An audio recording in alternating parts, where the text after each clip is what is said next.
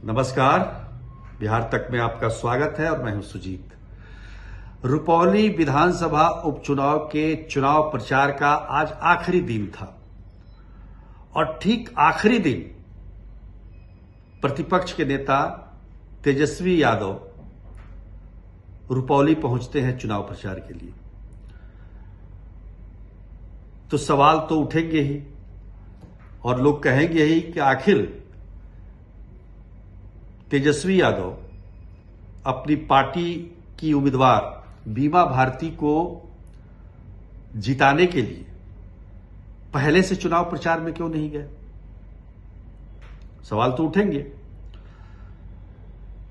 और आखिरी दिन, जबकि आज चुनाव प्रचार का आखिरी दिन था, तब वहां वो चुनाव प्रचार के लिए जाते हैं। जबकि सच्चाई ये है कि बीमा भारती का पूरा राजनीतिक भविष्य इस उपचुनाव पर टिका है। आपको तो याद ही होगा कि बीमा भारती पिछले 3 बार से लगातार जेडीयू के टिकट पर चुनाव जीतती रही है रुपौली से। 2010, 2015 और 2020। उससे पहले 2000 में वो इंडिपेंडेंट जीती थी, निर्दलीय जीती थी। और 2005 में जो अक्टूबर का चुनाव हुआ था, वो आरजेडी के टिकट पर उन्होंने चुनाव जीता था। तो एक बार आरजेडी के टिकट पर भी वो विधायक रह चुकी हैं 2005 में, लेकिन 3 बार जेडीयू की टिकट पर वो विधायक बनी है।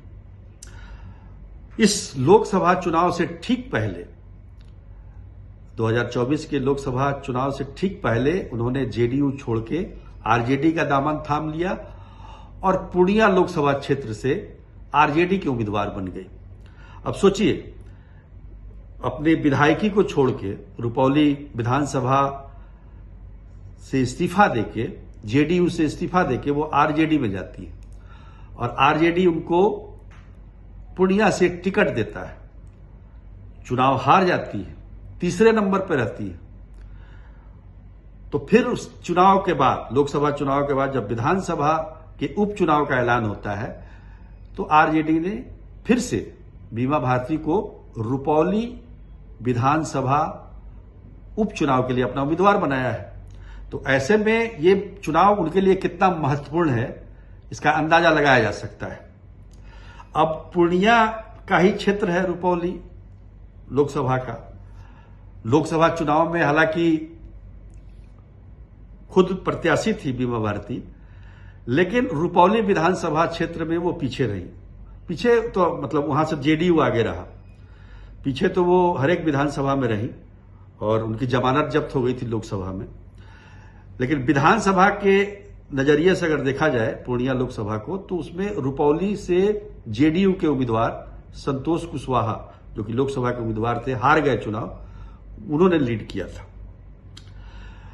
तो मेहनत बहुत चाहिए थी। और सबसे बड़ी बात क्या है कि पार्टी को पूरा उनको बैकअप मिलना चाहिए था। लेकिन तेजस्वी यादव आ जाए तो इसलिए सवाल उठाया जा रहा है कि आखिर इतनी देरी से क्यों आए। लोकसभा चुनाव में जो कुछ भी हुआ वो आपको ज्ञात होगा। पप्पू यादव निर्दलीय चुनाव लड़े, जबकि वो कांग्रेस से चुनाव लड़ना चाहते थे, कांग्रेस की टिकट पर। कांग्रेस को हमेशा से वहां पर वो पूर्णिया का सीट मिलता रहा, लेकिन इस बार आरजेडी ने वो सीट ले लिया और जिसकी वजह से पप्पू यादव को निर्दलीय चुनाव लड़ना पड़ा।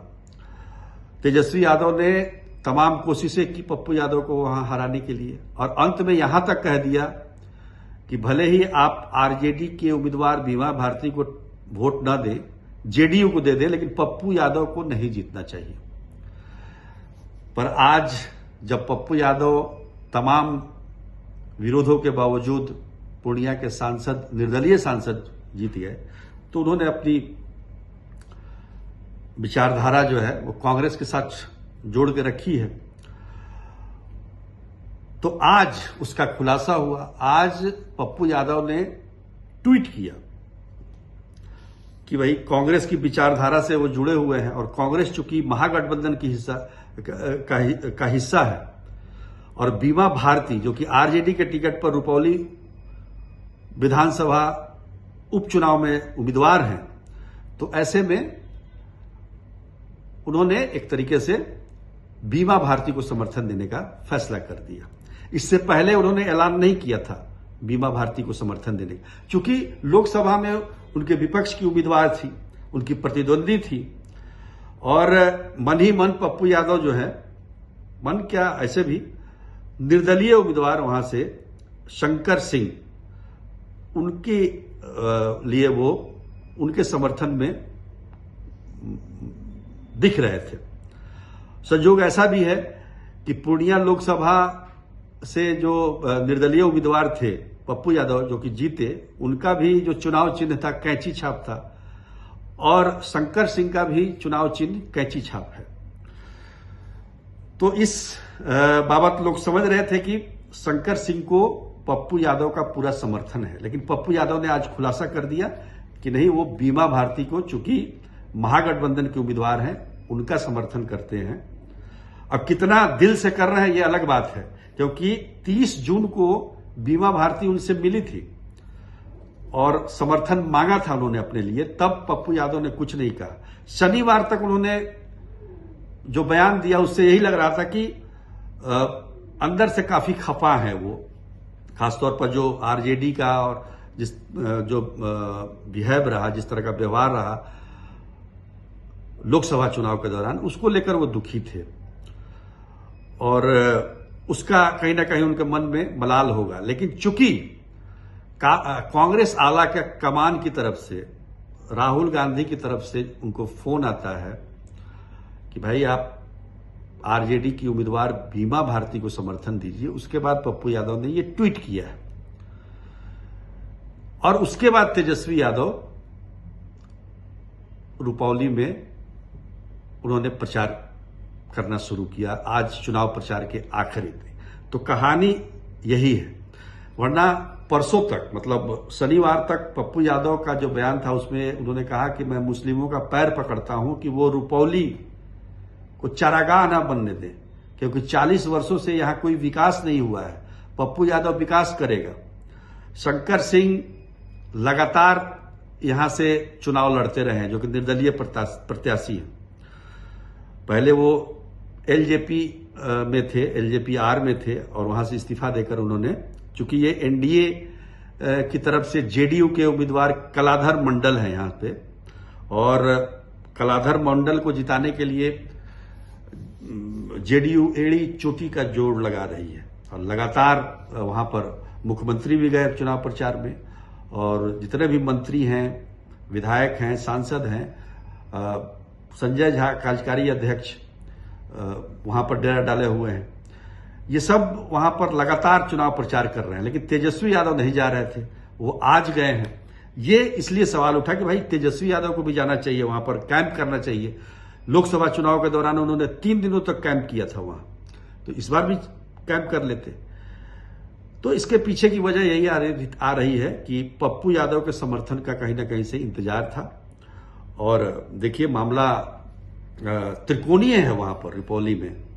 बीमा भारती है आरजेडी के उम्मीदवार, जो कि लगातार विधायक रही हैं, कलाधर मंडल जो कि जेडीयू के उम्मीदवार हैं, और शंकर सिंह जो निर्दलीय उम्मीदवार हैं, वो भी अपनी मजबूत दावेदारी रखते हैं। 2005 के फरवरी के चुनाव में उन्होंने यहां से चुनाव भी जीता था और बीमा भारती को हराया भी था, और लगातार वो यहां पर बने हुए हैं।